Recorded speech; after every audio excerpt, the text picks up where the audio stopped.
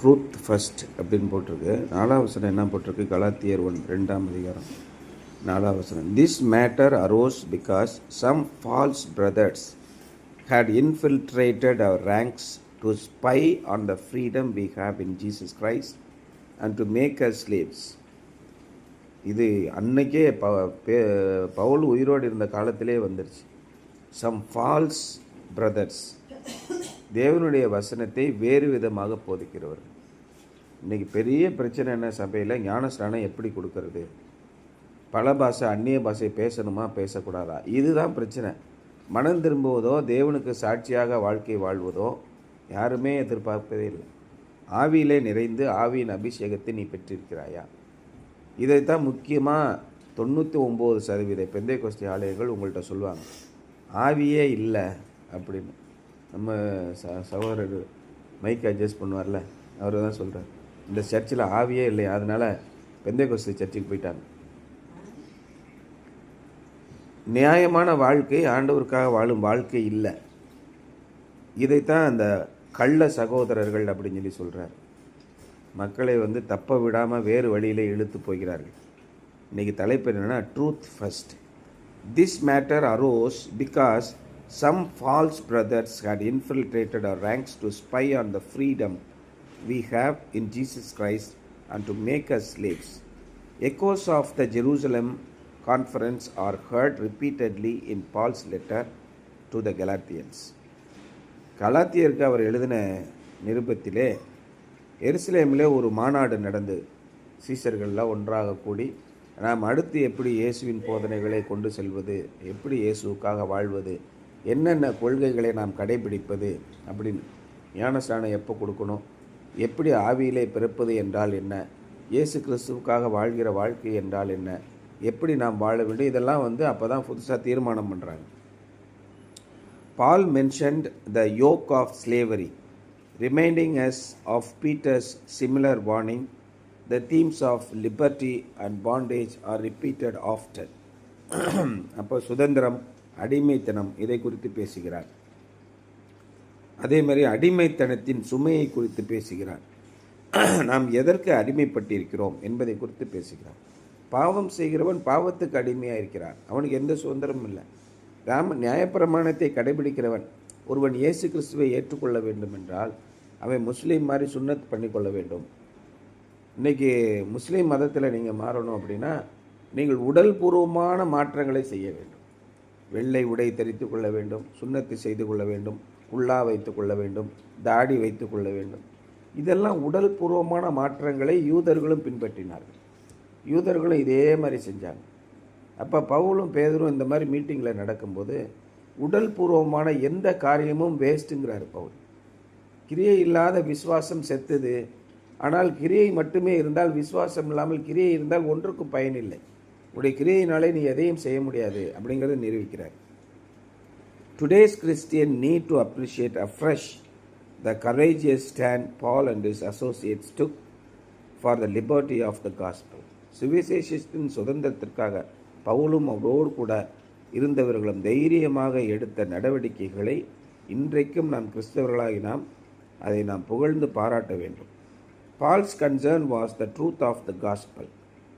இந்த சுவிசேஷத்தின் உண்மைதான் பவுலின் முக்கியமான கவலையாக இருந்தது. ஏன்னா அந்த உண்மையை மாற்றி மாற்றி பேசினார். இன்றைக்கி பாவத்திலிருந்து விடுபடுவதோ, நியாயமான வாழ்க்கை வாழ்வதோ, ஆண்டவருக்கு பயந்து நடப்பதோ யாருடைய மனதிலும் இல்லை. இன்னும் சொல்லப்போனால் கிறிஸ்தவர்களில் 90% பேருக்கு இயேசு கிறிஸ்துவின் மீது நம்பிக்கையே இல்லை. அவர்கள் பேருக்கு கிறிஸ்தவராக இருந்திருக்கிறார். நம்ம கூட பக்கத்து சீட்டில் உட்காந்துருக்கிறவங்க சர்ச்சுகளும் இயேசு மேலே நம்பிக்கை இருக்காது, கடமைக்காக உட்காந்துருப்பாங்க. அதனால் எல்லாரும் கிறிஸ்தவர்கள் என்று நீங்கள் நினைத்து ஏமாந்துடாதீங்க. கள்ள சகோதரர்கள் நம்ம பக்கத்திலே இருக்கிறாங்க. அதுதான் அவர் ரொம்ப பயந்தார், ரொம்ப ரொம்ப கவலைப்பட்டார். இப்படி பொய்யான காரியங்களை சொல்கிறாங்களே. Peace at any price was not Paul's philosophy of ministry, nor should it be ours. நாம் என்ன நடந்தாலும் பரவாயில்ல, கடவுளே இல்லை என்றாலும் பரவாயில்ல, நாம் மக்களோடு அமைதியாக போய்விட வேண்டும், எல்லாத்தையும் சமரசம் செய்து விட்டு போக வேண்டும்னு அவசியமே கிடையாது. இன்றைக்கி எல்லா பேரும் நிறைய திருமணங்களில் பார்த்தீங்கன்னா மாறி மாறி திருமணம் பண்ணிக்கிறாங்க.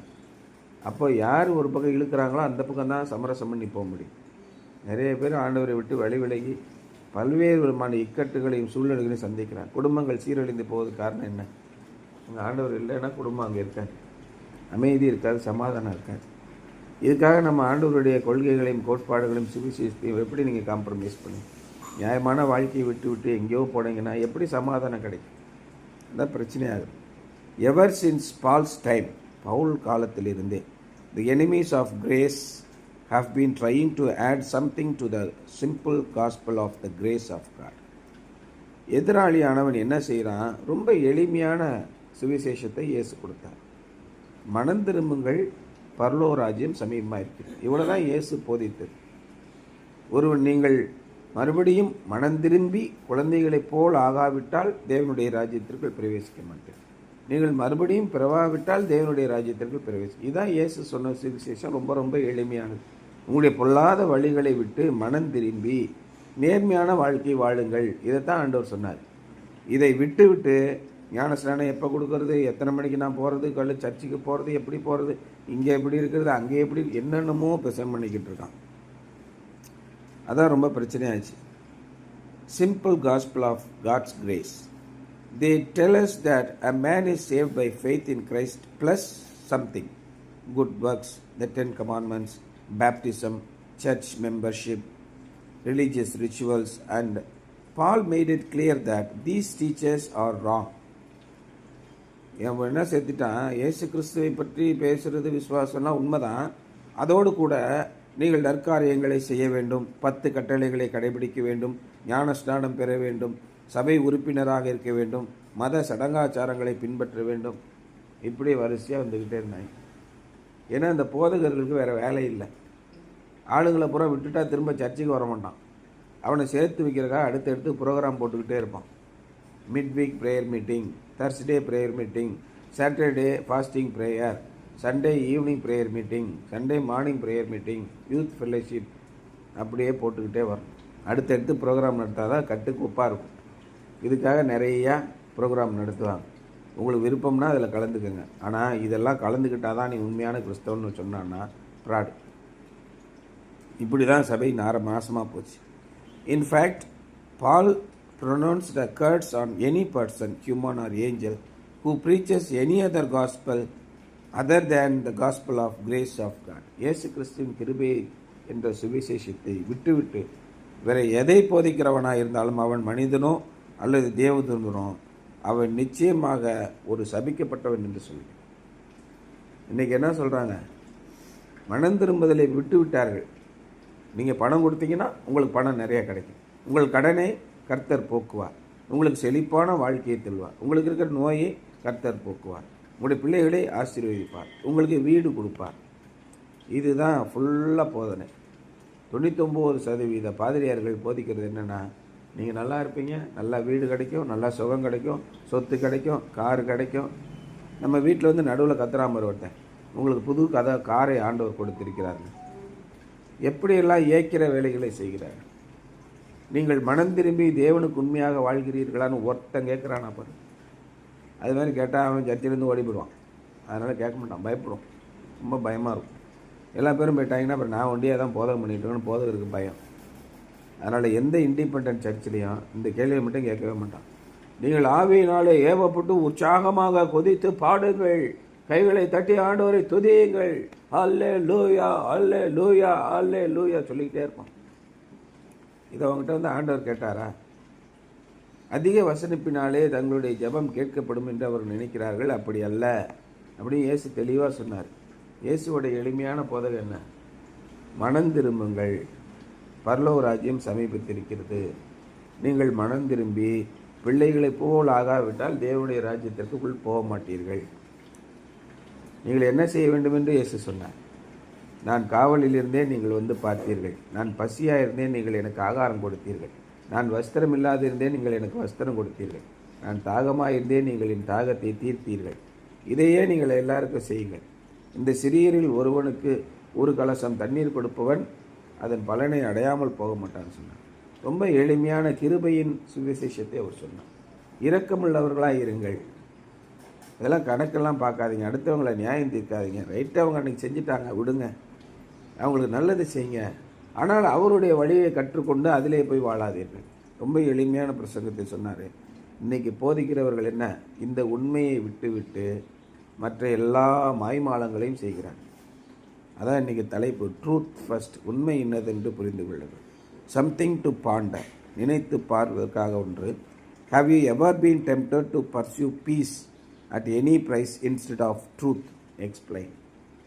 உண்மையை விட்டு என்ன விலை கொடுத்தாலாவது உண்மையை தவிர மற்றொன்றை பின்பற்றுவதற்கான ஒரு சோதனை உங்களுக்கு வந்திருக்கிறதா? இன்றைக்கி என்ன உண்மை? மனம் திரும்புதல், பாவத்தை அறிக்கையிடுதல் எதுவுமே எந்த பாதிரியாரும் சொல்ல மாட்டான். அல்லேலூயா கற்று ஆவியினாலே அந்நிய பாஷையை பேசு. இதை பேசி ஞானஸ்நானம் வச்சுட்டேன்னா உனக்கு எந்த பிரச்சனையும் இல்லை. இது மட்டும்தான் அவருடைய போதனையாக இருக்குது. இதனால் என்ன பயன்? உங்களுக்கு உண்டியல் மட்டும்தான் நிறையும். அந்த ஆத்மாவுக்கோ அந்த தனிப்பட்ட மனிதனுக்கோ எந்த பயனும் இல்லை. அதான் இயேசு சொன்னார், சத்தியத்தை அறிவீர்கள், உண்மை என்னதென்று உங்களுக்கு தெரியும், அப்பொழுது அந்த உண்மை உங்களை அடிமைத்தனத்திலிருந்து விடுதலையாக்கும். அதான் சொன்னார், சத்தியத்தை அறிவீர்கள், அந்த சத்தியம் உங்களை விடுதலையாக்கும். உடனே பக்கத்தில் ஒருத்தன் கேட்டான், 75 வருஷம் சர்ச்சைக்கு போயிட்டுருக்கான், சத்தியம்னா என்ன அப்படின்னு கேட்குறான்.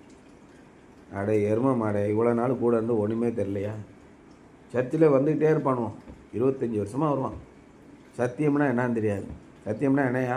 ஞானஸ்நானம் கொடுக்கணும், குடும்ப பண்டிகைக்கு வரணும், கம்யூனியனில் போய் ஆளாக உட்காந்து ரசத்தை குடிக்கணும், இவ்வளோதான்.